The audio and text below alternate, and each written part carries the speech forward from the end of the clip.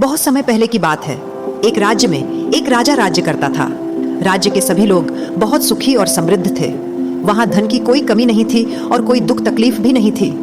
एक दिन राजा ने ऐतिहासिक स्थलों और तीर्थ यात्रा के केंद्रों को देखने का फैसला किया जो दूर दूर स्थित थे। उन्होंने पैदल चलकर यात्रा करने का निश्चय किया ताकि वे अपने प्रजा से सीधे मिल सके और बातचीत कर सके।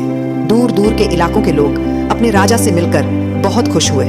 वे गर्व महसूस करते थे कि उनका राजा इतना दयालु और प्रजा प्रेमी है। कई हफ्तों की यात्रा के बाद राजा महल लौट आए। उन्हें बहुत अच्छा लग रहा था कि उन्होंने कई तीर्थ स्थलों के दर्शन किए और अपनी प्रजा को समृद्धिपूर्ण जीवन जीते हुए देखा। लेकिन उनके मन में एक पछतावा था। पैदल चलने के कारण उनके पैरों में असहनीय दर्द हो रहा था। यह उनकी पहली लंबी पैदल यात्रा थी। उन्होंने मंत्रियों से शिकायत की कि सड़कें बहुत असुविधाजनक हैं, उन पर बहुत सारे पत्थर बिखरे हुए हैं। वे इस दर्द को सहन नहीं कर पा रहे थे। राजा ने कहा, मुझे बहुत चिंता हो रही है कि मेरे प्रजा के लोग भी इन सड़कों पर चलते होंगे तो उन्हें भी इतना दर्द सहना पड़ता होगा।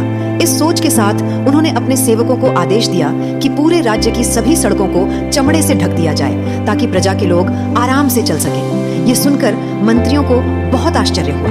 इतनी बड़ी मात्रा में चमड़ा लाने के लिए हजारों गायों की बलि देनी पड़ती और बहुत बड़ी धनराशि भी खर्च होती। कोई भी मंत्री कुछ बोल नहीं पाया। अंत में मंत्रिमंडल में से एक बुद्धिमान व्यक्ति राजा के पास आया और बोला, महाराज, मेरे पास एक बेहतर विचार है। राजा ने उत्सुकता से पूछा, क्या विचार है, बताओ। उस बुद्धिमान मंत्री ने कहा, महाराज, पूरी सड़कों को चमड़े से ढकने के बजाय क्यों ना आपके पैरों के आकार के अनुसार चमड़े के टुकड़े कटवाकर उनसे आपके पैरों को ढक दिया जाए। राजा इस सुझाव से बहुत प्रभावित हुए।